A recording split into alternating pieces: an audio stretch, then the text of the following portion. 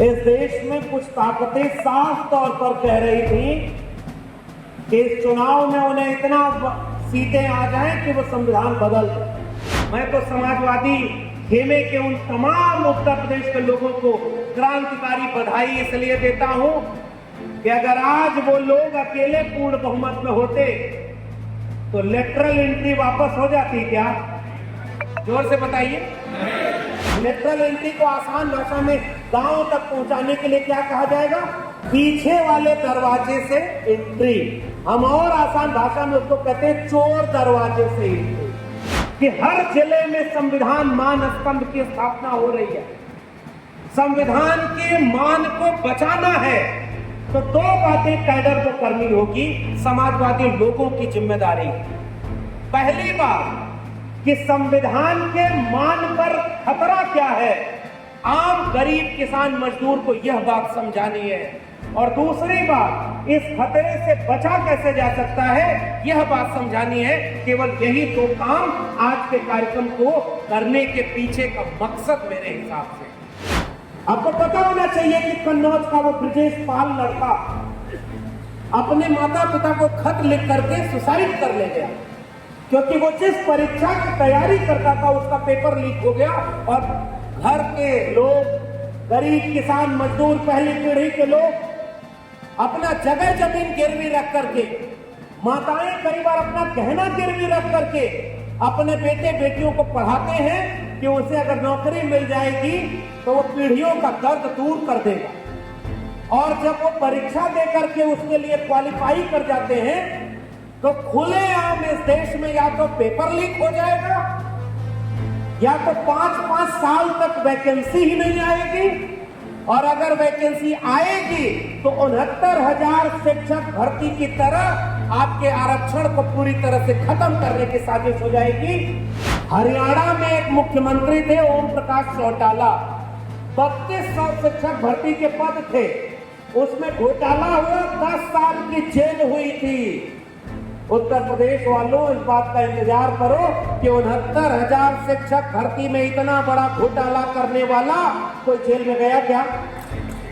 इसी उत्तर प्रदेश में ऐसे ऐसे बलात्कार के कांड हो रहे हैं और पता नहीं आप लोग खबर सच बताइए कि झूठ, कि पिछले दिनों अखबार में छपा कि उत्तर प्रदेश में बीजेपी के एक बड़े बलात्कारी नेता के ऊपर से सारे मुकदमे वापस लिए जा रहे हैं। बताइए सही है गलत? भाई हमने तो अखबार में पढ़ा। तो आज कोई अगर सुरक्षित नहीं है तो संविधान कैसे सुरक्षित होगा? और याद रखिएगा, संविधान कागज का पुलिंदा नहीं है। 26 नवंबर 1949 को बाबा साहब भीमराव अंबेडकर ने अपने आखिरी संविधान सभा के भाषण में साफ तौर पर इस देश को चेतावनी दी थी कि किसी भी मुल्क का संविधान कितना भी अच्छा क्यों ना हो, अगर उसे लागू करने वाले लोग अच्छे नहीं हुए तो वो कागज का पुलिंदा मात्र बन करके रह जाएगा। उस अच्छे संविधान को कुछ नहीं आप कर पाएंगे।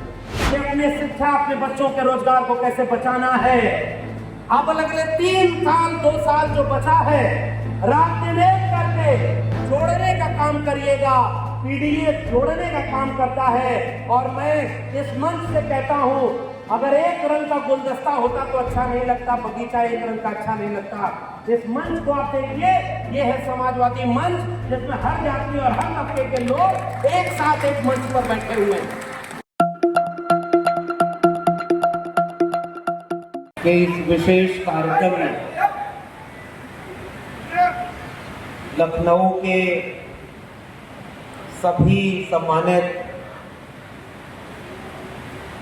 नेतागण, समाजवादी पार्टी के सभी वरिष्ठ लोग जो मंच पर बैठे हुए हैं, आप सबको और मंच के सामने जितने लोग बैठे हैं, आप सबको विशेष तौर पर आज इस खास कार्यक्रम के दिन मेरा क्रांतिकारी इस्तकबाल है। जय भीम, जय समाजवाद, जय संविधान। और जिस संविधान ने इंसान को इंसान से बराबर करने का मौका दिया, जिस संविधान से हक और अधिकार मिले, इंसान और इंसान के बंटवारे को खत्म करने का काम जिस संविधान ने किया, उस संविधान के मान को बढ़ा करके, उस संविधान के ऊपर हो रहे हमलों से उसे बचा करके और संविधान बदल देने के खतरे को टाल करके उत्तर प्रदेश के समाजवादियों ने देश बचाने का काम किया है। इसके लिए हम उनको बधाई और इस जज्बे को सलाम करना चाहते हैं। इस देश में कुछ ताकतें साफ तौर पर कह रही थी कि इस चुनाव में उन्हें इतना सीटें आ जाएं कि वो संविधान बदल दें, और यह बात विपक्ष ने नहीं कही। उन्हीं के पार्टी के कुछ नेताओं ने कहा कि इस बार के चुनाव में 400 पार चाहिए क्योंकि संविधान बदलना है। और संविधान को कैसे बदला जा रहा है, इस बात को समझने के लिए भी आज का दिन क्यों खास है कि जब हम और आप यहां पर बैठे हुए हैं, पूरे देश के बहुजन समाज के लोग भारत बंद करने का कॉल दिए हुए हैं। इस बात को अगर आप जानते हैं, समझते हैं कि उन्हें भारत बंद क्यों करना पड़ रहा है, तो आपको अलग से बताने की जरूरत नहीं कि संविधान पर कितना बड़ा खतरा इस मौजूदा वक्त में वर्तमान सरकार और उनके समर्थित लोगों के द्वारा है। मैं बधाई दूंगा समाजवादी पार्टी के राष्ट्रीय नेतृत्व को, जिन्होंने इस बात की गंभीरता को समझा, और अभी प्रदेश अध्यक्ष जी ने भी इस बात की तायीद की। आदरणीय श्यामलाल पाल जी बैठे हुए हैं, इन्होंने भी ये बात कहा कि राष्ट्रीय अध्यक्ष जी ने जो बात सोशल मीडिया पर लिखी है, इस बात को पहले ही निर्देशित कर दिया कि जितने भी लोग बहुजन समाज के अपने हक और अधिकार को बचाने के लिए इस समय काम कर रहे हैं, हमारे सारे लोग उनका साथ देंगे, उनका समर्थन करेंगे। ये एक बहुजन एकता का वक्त है। यहां से आज जब लखनऊ जिले का ये कार्यक्रम हो जाएगा, तो मुझे उम्मीद है कि जो विचार यहां पर आप लेंगे, और ऐसा भी नहीं है कि आप लोगों को जो बातें पता नहीं है हम बाहर से कुछ नया आपको सिखा देंगे, समझा देंगे, इसलिए हमें मुक्त वक्ता बना दिया, ऐसा नहीं है। हम तो बस कुछ आंकड़े आपको साझा कर देंगे। ऐसे कार्यक्रमों की सबसे बड़ी अहमियत यह होती है कि लड़ाई सच और हक की होती है। तो हक और सच की लड़ाई लड़ने वाले जब एक जगह इकट्ठा होते हैं तो एक दूसरे से हिम्मत लेते हैं और एक दूसरे को हिम्मत देते हैं, और जब ये कार्यक्रम खत्म होगा तो गांव के आखिरी व्यक्ति तक इस संविधान के मान की स्थापना के लिए और इसकी रक्षा के लिए हम यहाँ से जाएंगे। इसलिए यह कार्यक्रम का आयोजन किया जाता है कि हर जिले में संविधान मान स्तंभ की स्थापना हो रही है। संविधान के मान को बचाना है तो दो बातें कैडर को करनी होगी, समाजवादी लोगों की जिम्मेदारी। पहली बात कि संविधान के मान पर खतरा क्या है, आम गरीब किसान मजदूर को यह बात समझानी है, और दूसरी बात इस खतरे से बचा कैसे जा सकता है यह बात समझानी है। केवल यही दो काम आज के कार्यक्रम को करने के पीछे का मकसद मेरे हिसाब से। और समाजवादी लोगों, आपने आधी जिम्मेदारी चुनाव जीत करके पूरी कर दी है। मैं तो समाजवादी खेमे के उन तमाम उत्तर प्रदेश के लोगों को क्रांतिकारी बधाई इसलिए देता हूं कि अगर आज वो लोग अकेले पूर्ण बहुमत में होते तो लेटरल एंट्री वापस हो जाती क्या? जोर से बताइए। लेटरल एंट्री में आरक्षण है क्या? लेटरल एंट्री आरक्षण को खत्म कर देगी ना। और आपको एक आंकड़ा बता दो, 2018 में पहली बार लेटरल एंट्री आई, 2018 में, और 9 लोग अपॉइंट हुए। लेटरल एंट्री को आसान भाषा में गांव तक पहुंचाने के लिए क्या कहा जाएगा? पीछे वाले दरवाजे से एंट्री। हम और आसान भाषा में उसको कहते हैं चोर दरवाजे से एंट्री। आईएएस कोई बनता है तो यूपीएससी की परीक्षा देकर बनता है, सबसे बड़ी परीक्षा। इतनी बड़ी परीक्षा, उसकी तैयारी करते हैं, प्री देते हैं, मेंस देते हैं, इंटरव्यू देते हैं, और आप तब आईएएस बनते हैं बशर्ते कि पेपर लीक न हो जाए। अगर पेपर लीक हो गया या 69,000 शिक्षक भर्ती की तरफ घोटाला हो गया तो आप कितने में मेहनत करते रहिए। कन्नौज के लड़के ब्रजेश पाल की तरह आत्महत्या करने पर मजबूर कर देगी सरकारें। इसलिए हम आज यहां खड़े होकर के पेपर लीक का सवाल भी उठा रहे हैं। आपको पता होना चाहिए कि कन्नौज का वो ब्रजेश पाल लड़का अपने माता पिता को खत लिख करके सुसाइड कर ले गया, क्योंकि वो जिस परीक्षा की तैयारी करता था उसका पेपर लीक हो गया और घर के लोग, गरीब किसान मजदूर, पहली पीढ़ी के लोग अपना जगह जमीन गिरवी रख करके, माताएं कई बार अपना गहना गिरवी रख करके अपने बेटे बेटियों को पढ़ाते हैं कि उसे अगर नौकरी मिल जाएगी तो वो पीढ़ियों का दर्द दूर कर देगा।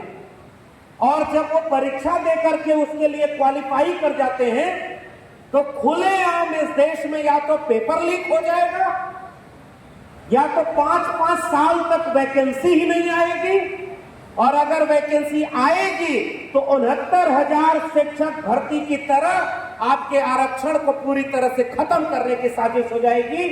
गनीमत है कि संविधान का मान स्तंभ बचाने के लिए कभी कभी न्यायपालिका भी अच्छा कदम उठाती है, वरना सरकार में बैठे लोग तो कह रहे थे 69,000 शिक्षक भर्ती में कोई घोटाला नहीं हुआ है। ये तो हाई कोर्ट ने कह दिया कि 69,000 शिक्षक भर्ती घोटाला में संविधान की हत्या हुई है और इसलिए इसको रद्द करो, और तब जाकर के सरकार के ऊपर तमाचा लगा। आंकड़े साझा कर रहा हूं कि अगर ये शिक्षक भर्ती 5 साल से नहीं हुई, आरक्षण का घोटाला हुआ, आंदोलन हुआ, कोर्ट ने इसको रोका, ये सब संभव हो पाता क्या अगर संविधान इस देश में नहीं होता? तो संभव हो पाता क्या? बाबा साहब के संविधान ने आपको हक दिया है कि कोई आपका हक अधिकार छीने तो आप उसे कैसे बचा सकते, और इसके लिए मैं आपसे कहने आया हूं बहुत ठोस ठोस बातें। पहले तो इसी उत्तर प्रदेश में आरोप लगता था भाई पिछली सरकार में थाना कौन चला रहा है, एक जाति के लोग। 46 में 56 एसडीएम बन गए यादव, किसने बोला? 46 में 56। अब ये बात समझने की है कि आपके खिलाफ झूठ बोला जाए और उस झूठ का इतना प्रचार हो जाए और आप झूठ को रोक न पाए तो थोड़ी गलती तो अपनी ही माननी पड़ेगी। गलत कह रहा हूं? मैं आईना हूं, दाग दिखाऊंगा चेहरे के, जिसे बुरा लगे वो सामने से हट जाए। अगर इस मंच पर खड़े होकर के केवल बीजेपी और आरएसएस की गलती गिनाएं तो वो तो आसान काम है साहब, वो तो पूरा जनता देख रही है। हमसे कहां गलती और चूक हो गई, अगर आज हम उस गलती को नहीं ठीक कर पाए तो कल फिर से हमसे वही गलती हुई तो दोबारा मौका ही न मिला अपनी गलती सुधारने का, तो क्या होगा? कोई आपके खिलाफ झूठ बोल दे और आप उसका सच में न जनता को बता। हरियाणा में एक मुख्यमंत्री थे ओम प्रकाश चौटाला, 3200 शिक्षक भर्ती के पद थे, उसमें घोटाला हुआ, 10 साल की जेल हुई थी। उत्तर प्रदेश वालों इस बात का इंतजार करो कि 69,000 शिक्षक भर्ती में इतना बड़ा घोटाला करने वाला कोई जेल में गया क्या? आरक्षण अगर दलित, पिछड़े, आदिवासी को मिल रहा है तो ये इतना कमजोर हो गया है कि 27% आरक्षण मिलना था और मिला 3.86%। सरकार कह रही है कि कोई घोटाला नहीं हुआ। 6800 की लिस्ट जारी की चुनाव जीतने के लिए, और चुनाव जीत गए तो उनको ज्वाइन नहीं की। इसी लखनऊ की सड़कों पर सर्दी, गर्मी, बरसात झेलते हुए दलितों और पिछड़ों के घरों के बच्चे लाठियां खाए हैं, आंसू खाए हैं और उसके बाद जेल और मुकदमे झेले हैं। वो हाई कोर्ट ने कह दिया कि भ्रष्टाचार हुआ है और इस भर्ती को रद्द करना चाहिए। अगर आप जागते नहीं और वो विद्यार्थी आंदोलन नहीं करते तो क्या उनको न्याय मिलता क्या? इसलिए बाबा साहब भीमराव अंबेडकर ने कहा, मांगने से भीख मिलती है, हक और अधिकार नहीं मिलता है, वो लड़ करके छीनना पड़ता है। और जो कौम सो जाती है उसका सारा हक अधिकार लूटा जाता है, इस बात का इतिहास गवाह रहा है। जिंदा वही है जो अपने हक और अधिकार को बचा सके। 77-78वां गणतंत्र स्वाधीनता दिवस मना लिया गया। और एक भी आदिवासी अरबपति नहीं है। 1% से भी कम दलित समाज के लोग अरबपति बनने की कतार में पहुंचे। जमीन का टुकड़ा 15-16%, उत्तर प्रदेश में तो 20-21% आबादी है, और जमीन कितनी किसके पास है, और प्रोफेसर कितने। मैं तो दिल्ली विश्वविद्यालय में 14 साल प्रोफेसर रहा। ये तो आप जैसे वैचारिक लोगों का साथ मिला, हिम्मत मिले, और मैं जिस विचारधारा के साथ आया हूं खड़ा होकर के, उस समाजवादी विचारधारा और उसके राष्ट्रीय अध्यक्ष अखिलेश यादव जी ने ये बात कह के हिम्मत बढ़ाई कि भले तुम्हें नौकरी से निकाल दिया 14 साल पढ़ाने के बाद, मैं इलाहाबाद यूनिवर्सिटी का गोल्ड मेडलिस्ट रहा, हालांकि उस दिन भी, और ये अपना प्रचार करने के लिए नहीं कह रहा हूं, हम लोग बहुत विनम्र लोग होते हैं, हम लोग को सिखाया जाता है कि अपनी तारीफ अपने से नहीं करते। हीरे की तारीफ जौहरी कर देता है, हीरा खुद बताता नहीं है कि उसकी कीमत क्या होती है।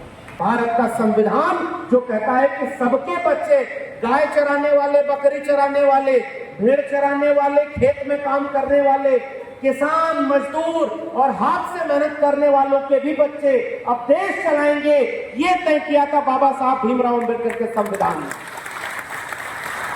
क्योंकि उसके पहले तक तो ये था कि राजा रानी के पेट से पैदा होगा। बाबा साहब के संविधान ने तय किया कि राजा रानी के पेट से पैदा नहीं होगा, जनता के वोट से पैदा होगा। इसलिए कुछ लोग चाहते थे कि संविधान को बदल दिया जाए। तो मैं आपसे केवल संक्षेप में ये कार्यक्रम मेरे हिसाब से कैडर ट्रेनिंग का कार्यक्रम है। ये जो सामने लोग, आप लोग बैठे हैं मंच पर, इतने सम्मानित लोग, वरिष्ठ लोग बैठे हैं, वर्तमान विधायक हैं, जिले के बड़े पदाधिकारी हैं, प्रदेश के बड़े नेता हैं, हम सारे लोग ऐसे कार्यक्रम में हैं जिसकी मंशा राष्ट्रीय अध्यक्ष अखिलेश यादव जी ने इस तरह से सजाई है कि अगर इस देश के कुछ लोग बाबा साहब के संविधान पर खतरा बन करके आएंगे तो समाजवादियों का कर्तव्य है, धर्म है कि संविधान के मान की रक्षा करो और इस बात को गांव-गांव पहुंचा दीजिए। इसके लिए कार्यक्रम आयोजित किया गया। भारत बंद हो रहा है, एक गंभीर सवाल भी देखिए। विचार गोष्ठी का मतलब ये होता है कि कुछ कठिन सवाल पर बात हो, तब क्योंकि आप इससे बाहर जाएंगे तो जनता आपसे सवाल पूछेगी। बताइए भारत बंद क्यों हुआ, सड़क पर क्यों लोग उतरे हैं? आप कहेंगे कि कुछ हो रहा है, उनका हक वक्त छीना जा रहा है। कहेंगे आपको पता ही नहीं, सुप्रीम कोर्ट ने कह दिया कि एससी और एसटी में भी क्रीमी लेयर लागू होना चाहिए और उनका उप वर्गीकरण कर दो, क्योंकि सारी मलाई एक लोग खा रहे हैं। यह आरोप तो ओबीसी बहुत दिनों से झेल रहे हैं। इंदिरा साहनी मामले में जब ओबीसी को मंडल कमीशन के बाद आरक्षण मिला तो क्रीमी लेयर उसमें लगा दिया गया, क्रीम बनी ही नहीं और उसमें लेयर लगा दी। आज मैं पूछता हूं, देश के 45 केंद्रीय विश्वविद्यालयों में 2019 तक ओबीसी का एक भी प्रोफेसर नहीं था। 2024 तक देश के केंद्रीय विश्वविद्यालय 54 हो गए हैं, उसमें प्रोफेसर 4% ओबीसी के हैं। तो बताओ 4% में किसी जाति का प्रोफेसर बचेगा? कौन हक मार रहा है? असली चीज को, खेल को समझिए। शेड्यूल कास्ट और शेड्यूल ट्राइब के प्रोफेसर आज की तारीख में 5% से भी कम है। कहां है उनके प्रोफेसर, कहां है उनके कुलपति? इसी उत्तर प्रदेश में जितने विश्वविद्यालय हैं, एक का भी कुलपति कोई एससी एसटी ओबीसी समाज का है तो मुझे बता दीजिए, मैं अपनी बात को बदल दूंगा। बताइए कोई है क्या? तो विश्वविद्यालय कौन चला रहा है? मुट्ठी भर लो। न्यायालय कौन चला रहा है? मुट्ठी भर लो। और आपको क्या दिया जा रहा है कि शौचालय बनवा दिया या तो देवालय के नाम पर लड़वा दिया। हमारी लड़ाई समाजवादियों की लड़ाई स्कूल, कॉलेज और विश्वविद्यालय की है, इसलिए सांप्रदायिकता की लड़ाई हमारी लड़ाई नहीं है। मैं समाजवादियों के मंच पर खड़ा हूं जिसका नारा हुआ करता था, रोटी कपड़ा सस्ती हो और दवा पढ़ाई मुफ्ती हो। पढ़ाई और दवाई की लड़ाई, सिंचाई और कमाई की लड़ाई समाजवादियों की लड़ाई हुआ करती थी। और समाजवादियों, आपके ऊपर जिम्मेदारी है, आपके ऊपर जिम्मेदारी है। जिस समाजवादी आंदोलन को डॉक्टर राम मनोहर लोहिया ने लड़ा कि संतों का ने बांधी गांठ, पिछड़ा पावे 100 में 60। मैं पूछता हूं पिछड़े समाज के लोगों, बताओ पूरे देश का एक जगह ऐसी बता दो जहां 100 में 60 का अधिकार आपको मिल गया हो। एक भी जगह नहीं है। और आजादी का अमृत काल चल रहा है। किसके लिए अमृत काल है? ये पिछड़ों के लिए है। ये सवाल गांव गांव पहुंचाने की जरूरत है। और संविधान ने कहा था, मंडल कमीशन ने वो आंदोलन जब आगे बढ़ा था, उस समाजवादी आंदोलन का नारा गांव गांव पहुंचाना। और नई पीढ़ी के नौजवानों, ये जिम्मेदारी आपकी भी है। मिटे गरीबी और अमीरी, मिटे चाकरी और मजबूरी। और उसके बाद आगे वो नारा लगाया कि 2 बातें हैं मोटी मोटी, हमें चाहिए इज्जत रोटी। ये समाजवादी आंदोलन का नारा हुआ करता था। और आगे न ले जा पाओ तो यही छोड़ देना, पीछे मत जाने देना। समाजवादी लोगों, आज हमारे आपके सामने एक कड़वी सच्चाई है कि बाबा साहब के संविधान के कारवा को हजारों मील पीछे ले जाया जा रहा है। इसलिए सुप्रीम कोर्ट ने कहा कि जो क्रीमी लेयर ओबीसी में थी, अब वो एससी और एसटी में भी लागू कर देंगे। क्रीम अभी तैयार नहीं हुई। गांव के लोगों, आप सब जानते हैं, आप सब जानते हैं कि जिस दही में मथने पर मक्खन आ जाए, इसका मतलब वो दही प्योर है। अगर उसमें मथने पर कोई मक्खन ही नहीं आ रहा है तो बताइए उससे कोई घी बनेगा क्या? आज भी इस देश के दलित, पिछड़े और आदिवासी घरों से कितने % लोग क्रीम पाए हैं भाई? आज तो रोटी की लड़ाई है साहब। इसलिए समाजवादियों का नारा मुझे याद आता है कि रोटी कपड़ा सस्ती हो, रोटी की लड़ाई। डॉक्टर लोहिया ने जो नारा लगाया उसको आगे समाजवादियों ने बढ़ाया कि जिसमें समता की चाह नहीं वह बढ़िया इंसान नहीं, समता बिना समाज नहीं और बिन समाज जनराज नहीं। जो जमीन को जोते बोए वो जमीन का मालिक होए, राष्ट्रपति का बेटा हो या चपरासी की हो संतान, और टाटा बिरला गरीब का बेटा, सबको शिक्षा एक समान। सरकार का काम था कि हर व्यक्ति को शिक्षा मिले, सबको पढ़ाई मिले, कमाई हो, दवाई मिले। और मैं जानता हूं इसी उत्तर प्रदेश में जब वो नारा लगा कि संसोपा ने बांधी गांठ, पिछड़ा पावे 100 में 60, तो उस नारे को समाजवादियों ने आगे बढ़ाया कि 100 में 90 शोषित हैं। शोषितों ने ललकारा है, धन धरती और राजपाट में 90 भाग हमारा है, 10 का शासन 90 पर नहीं चलेगा। भाई यही तो संविधान कहता है। अगर विश्वविद्यालय में 10% लोग ही रहेंगे तो संविधान बचेगा क्या? आज इस देश में जातिवार जनगणना होनी चाहिए कि नहीं होनी चाहिए, ताकि पता चले किसी गांव में अगर 100 रोटी है और 100 लोग खाने वाले हैं। ऑक्सफैम की 2023 की रिपोर्ट बताती है एक आदमी 40.5 रोटी खा रहा है और 3 रोटी पर 50 आदमी गुजारा कर रहे हैं। 10 रोटी में 90 आदमी खाने को मजबूर है और 90 रोटी 10 आदमी खा रहा है। बाबा साहब का संविधान कहता है सबको जितनी भूख है उसको उतनी रोटी मिले। और मैं याद करना चाहता हूं इस मंच से मंडल आंदोलन की लड़ाई को और मरहूम नेताजी मुलायम सिंह यादव जी को, जब उत्तर प्रदेश में वो मुख्यमंत्री बने तो ओबीसी का आरक्षण 14% से बढ़ाकर 27% किया तो नेताजी ने किया। और उस पूरी लड़ाई को अभी प्रदेश अध्यक्ष यादव, प्रदेश अध्यक्ष जी पिछले कार्यक्रम में जब हम लोग साथ में थे तो वो बोल रहे थे, अभी फिर वो बोलेंगे, इसलिए मैं बहुत संक्षेप में अपनी बात खत्म करूंगा। और एक बात मैं कहना चाहता हूं जो उन्होंने कहा था कि उत्तर प्रदेश की किसी भी बेटी को अपने जेब के पैसे के चलते शिक्षा न मिले या किसी भी खेत को सिंचाई न मिले, किसी भी बहन बेटी को पढ़ाई न मिले या किसी मजबूर को दवाई न मिले, इसकी व्यवस्था को बदल करके पढ़ाई, कमाई, दवाई मुफ्त करने वाले आदरणीय नेताजी के मिशन को बढ़ाने की जिम्मेदारी आपके ऊपर है। और इसलिए जब यहां पर मंडल आंदोलन लड़ा गया तो आज नई पीढ़ी को यह बात समझना होगा कि आज उस मंडल आंदोलन को कमजोर करके आपको मंदिर मस्जिद के नाम पर लड़ाया जा रहा है। पतंगे भी ये देख के हैरान हो गई कि ये छतें भी हिंदू मुसलमान हो गई। इसलिए हिंदू मुसलमान की लड़ाई नहीं है भाई। और ये तो लखनऊ है, तहजीब का शहर है। यहाँ तो साझा शहादत, साझा विरासत।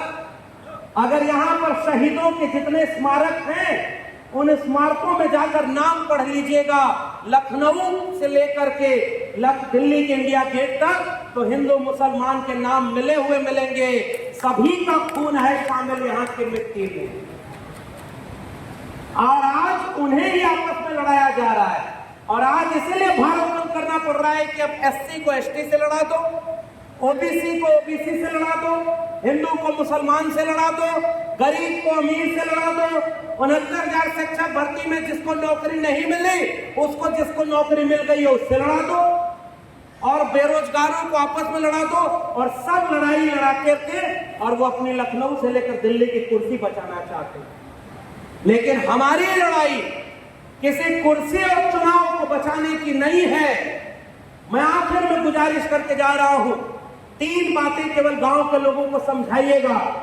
पहला, कि संविधान नहीं था तो चारपाई पर बैठने का अधिकार किसको नहीं था, उसको समझाना कि तुम्हें चारपाई पर बैठने का, मुख्य सड़क पर चलने का, मंच पर खड़े होकर माला पहनने का अधिकार अगर किसी ने दिया तो बाबा साहब अम्बेडकर के संविधान ने दिया है। और इस बात को कहने में कोई गुरेज नहीं। और मैं यहाँ एक बात और कह दूं, हमारे लखनऊ के आदरणीय सांसद महोदय बैठे हुए, मैं दिल्ली में उस दिनों था, मीडिया में खबर आई कि एक समाजवादी पार्टी के नेता ने प्रश्न उठाया है कि संविधान से चलने वाली संसद में सिंगोल कहां से आया। वो किसका प्रतीक है सिंगोल? इसलिए अगर इस देश में आप गीता मानो, आप कुरान मानो, आप बाइबल मानो, आप चर्च जाओ, मंदिर मस्जिद जाओ, कोई किसी को रोकता टोकता नहीं है। क्योंकि भारत का संविधान सबको अपना धर्म मानने की इजाजत देता है। इसलिए समाजवादियों, याद करो इसी लखनऊ और अयोध्या के लोग कि पूरे 3 दशक जिस अयोध्या के नाम पर उन्होंने नफरत की राजनीति की, इस चुनाव में वो अयोध्या ही आ गए। तो ये समाजवादियों के पीडीए की जीत है। इसलिए पीडीए ने एनडीए को हराया है और संविधान को बचाया है। आधा काम हो गया है, लेकिन आधा काम बचा हुआ है। उत्तर प्रदेश से लेकर दिल्ली तक की कुर्सी कमजोर हो गई है ना, लेकिन अब हमारी असली लड़ाई, समाजवादियों की लड़ाई, इसे उत्तर प्रदेश में ऐसे ऐसे बलात्कार के काम हो रहे हैं। और पता नहीं आप लोग खबर सच बताइए कि झूठ, कि पिछले दिनों अखबार में छपा कि उत्तर प्रदेश में बीजेपी के एक बड़े बलात्कारी नेता के ऊपर से सारे मुकदमे वापस लिए जा रहे हैं। बताइए सही है गलत है? भाई हमने तो अखबार में पढ़ा। तो आज कोई अगर सुरक्षित नहीं है तो संविधान कैसे सुरक्षित होगा? और याद रखिएगा, संविधान कागज का पुलिंदा नहीं है। 26 नवंबर 1949 को बाबा साहब भीमराव अंबेडकर ने अपने आखिरी संविधान सभा के भाषण में साफ तौर पर इस देश को चेतावनी दी थी कि किसी भी मुल्क का संविधान कितना भी अच्छा क्यों ना हो, अगर उसे लागू करने वाले लोग अच्छे नहीं हुए तो वो कागज का पुलिंदा मात्र बन करके रह जाएगा। उस अच्छे संविधान को कुछ नहीं आप कर पाएंगे। इसलिए संविधान अच्छा तब होगा जब उसे लागू करने वाले लोग अच्छे हो। और मैं दिल्ली विश्वविद्यालय में 14 साल प्रोफेसर रहा, और अभी दिल्ली विश्वविद्यालय कह रहा था कि हमारे विश्वविद्यालय में मनुस्मृति पढ़ाई जानी चाहिए। ये लड़ाई मनुस्मृति बनाम बाबा साहब के संविधान की है। और इसलिए संविधान को बचाने की लड़ाई हम समाजवादियों के कंधे पर है। हमने संविधान का फायदा उठाया है। मंच पर जितने लोग बैठे हैं, इस सभागार में जितने लोग बैठे हैं, और मैं यहां खड़ा हूं, अगर इस देश में बाबा साहब भीमराव अंबेडकर का संविधान और मंडल कमीशन लागू न होता तो मैं आजमगढ़ के किसी खेत में खेती करता या गांव भैंस चला रहा होता। ये कड़वी सच्चाई है। हम यहाँ हैं, हमारे हाथ में कलम और किताब आई क्योंकि इस देश में बाबा साहब का संविधान लागू हुआ। और बाबा साहब अम्बेडकर ने कहा था कि बड़ी मुश्किल से कार्रवाई यहां तक ले आया। सामाजिक और सांस्कृतिक लड़ाई को कैडर के तरीके से गांव-गांव पहुंचाने की हमारी जिम्मेदारी है। इसलिए मैं आखिर में आपसे गुजारिश करके विदा लूंगा कि कैडर का काम क्या होता है। कैडर का काम यह होता है कि कोई सड़क चौराहे पर खड़ा होकर पूछे कि ये लाल टोपी किसका प्रतीक है, तो कैडर वाले लोग खड़े होकर कहें कि लाल टोपी क्रांति का प्रतीक है, इंकलाब का प्रतीक है और कुर्बानी का प्रतीक है। ये इसलिए लाल टोपी है क्योंकि डॉक्टर राम मनोहर लोहिया समाजवादी विरासत को हमको देकर के गए। और ये वही उत्तर प्रदेश है जिसमें सांप्रदायिकता की आग के सामने जब नेताजी पहली बार मुख्यमंत्री बने थे, इतिहास याद करना समाजवादियों, डरने का काम आपका नहीं है। जो डरता है वो गलत रास्ते पर है, वो डरे। जो सही रास्ते पर है वो क्यों डरे।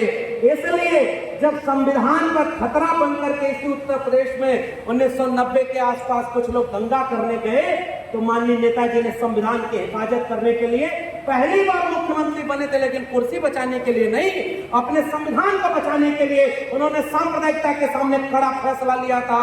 और इसलिए उनको अपमानित करा गया इसी उत्तर प्रदेश में। उन्हें मुल्ला मुलायम कहा गया था। क्यों कहा गया? क्योंकि उन्होंने संविधान की हिफाजत की थी। और आज अब ये इतिहास केवल इसलिए कहना जरूरी है कि अगर मानसिकता जातिवादी रहेगी तो कोई मुख्यमंत्री का घर भी गंगा जल से धुलवाएगा, कोई मंदिर जाने पर भी आपके मंदिर से निकलने पर उसको गंगा जल से धुलवाकर आपको अपमानित करने का काम करेगा। इसलिए समाजवादियों, सम्मान केवल अपना नहीं बचाना है, संविधान के सम्मान को बचाना है। गांव में जो बहन बेटी सुरक्षित नहीं है, ये जो बेटी बचाओ बेटी पढ़ाओ का नारा लगाया था, इस बात से ही बेटी को बचाना है, उसका सम्मान बचाना समाजवादियों आपकी जिम्मेदारी है। शिक्षा और रोजगार बचाना आपकी जिम्मेदारी है। और बाबा साहब के संविधान से मिला आरक्षण और पीडीए को सम्मान और अधिकार दिलाना समाजवादियों आपकी जिम्मेदारी है। वरना आने वाली पीढ़ियां आपसे एक सवाल पूछेंगी कि जब आप थे तो संविधान बचा था, जब आप थे तो मंडल आंदोलन के आधार पर नौकरी मिलती थी, जब आप थे तो शिक्षा, पढ़ाई, कमाई, दवाई मुफ्त मिला करती थी, और अंधविश्वास और पाखंड के नाम पर जब देश को बर्बाद किया जा रहा था, अंधविश्वास फैलाकर आपको कूप मंडूक में बनाया जा रहा था, और दूसरी तरफ आपके बच्चों की शिक्षा और रोजगार को खत्म किया जा रहा था, प्राइवेटाइजेशन किया जा रहा था, आप क्या कर रहे थे? मैं जाते जाते एक किस्सा का सुना के खत्म करूंगा कि एक पेड़ पर आग लग गई तो चिड़िया, बहुत सारी चिड़िया उड़ गई और कुछ चिड़िया बैठकर उसी पर जलती रही। एक कवि ने कविता लिखी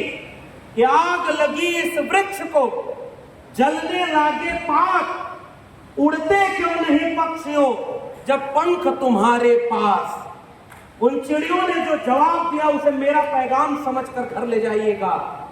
उन चिड़ियों ने कहा कि फल खाएं इस वृक्ष का और गंदे कीन्हे पात, तो धर्म हमारा यही है, जले इसी के साथ। भागने वालों में समाजवादियों का नाम नहीं होना चाहिए। इस संविधान का लाभ हमने लिया, नेताजी की कुर्बानी से बने हुए भारत का लाभ हमने लिया, मंडल आंदोलन का लाभ हमने लिया, और जब उस पर खतरा हो तो हम अपनी नौकरी बचाते, हम अपना घर बचाते। और इसलिए नवाज देवबंदी का शेर याद रखना, जलते घर को देखने वालों फूस का छप्पर आपका है, आग के पीछे तेज हवा है, आगे मुकद्दर आपका है। उनके कत्ल पे मैं भी चुप था, मेरा नंबर अब आया और मेरे कत्ल पे आप भी चुप हो, अगला नंबर आपका। इसलिए अगर बुलडोजर को रोका नहीं जाएगा तो कभी किसी मुसलमान के घर पर बुलडोजर चला तो देर नहीं लगेगी कि वो बुलडोजर किसी दलित पिछड़े के घर पे भी चलेगा, और चलाया जा रहा है।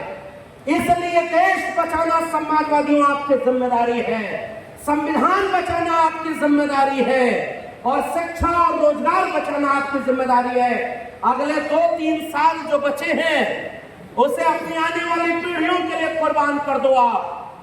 आप पहले के जमाने के लोग अभी बोलेंगे तो बताएंगे कि जब प्रचार करने कैडर के लोग निकलते थे कि अपने शिक्षा, अपने बच्चों के रोजगार को कैसे बचाना है। अब अगले 3 साल 2 साल जो बचा है, रात दिन एक करके जोड़ने का काम करिएगा, पीडीए जोड़ने का काम करता है। और मैं इस मंच से कहता हूं, अगर एक रंग का गुलदस्ता होता तो अच्छा नहीं लगता, बगीचा एक रंग का अच्छा नहीं लगता। इस मंच को आप देखिए, ये है समाजवादी मंच, जिसमें हर जाति और हर तबके के लोग एक साथ एक मंच पर बैठे हुए हैं। और ये है समाजवादी पीडीए, और पीडीए ही भारत का भविष्य है, पीडीए ही समाजवाद का भविष्य है, पीडीए ही संविधान के मान को बचाएगा और शिक्षा और रोजगार को बचाएगा। वरना शिक्षा और रोजगार लुट गया तो आने वाली पीढ़ियां आपसे सवाल पूछेंगी कि जब ये सब लूट रहा था तो आप क्या कर रहे थे। मैं बड़े शान से कहूंगा कि जब ये सब लूटा जा रहा था तो मैं समाजवादी परचम के साथ बाबा साहब के संविधान को बचाने के लिए, डॉक्टर लोहिया के समाजवाद को बचाने के लिए, शिक्षा और रोजगार के लिए समाजवादी परचम के साथ कंधे से कंधा मिलाकर लड़ाई लड़ रहा था। जय भीम, जय मंडल, जय समाजवाद, इंकलाब जिंदाबाद।